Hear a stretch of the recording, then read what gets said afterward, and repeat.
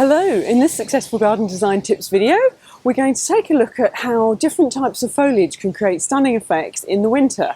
Now, I'm back here in Gibraltar's Botanic Garden, and I know they do have very different weather conditions from the rest of the UK, and do excuse the parrots behind me. But I want to show you how evergreens can make such an impact on the garden. So take a look at what's round the corner from all these squawky parrots.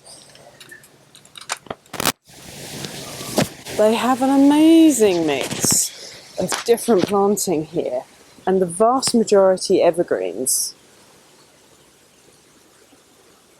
And you know, considering this is December, and yes, of course, one does have to take into account the slightly more tropical climate here, but large-leafed evergreens make a huge impact in the garden.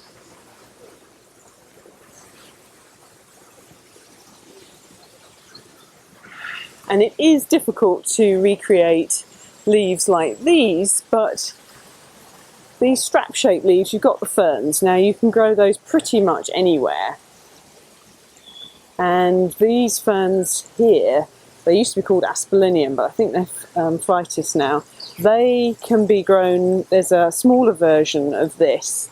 And really what I want you to look at, rather than the fact a lot of the planting is quite tropical in nature, is really the fact, one, there's lots of evergreens, but there's lots of differences in the shaped leaves they've used.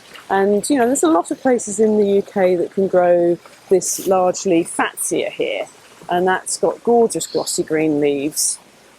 So as we pan round, you can see that had this been lots of herbaceous material, the garden wouldn't look anywhere near as good as it does now.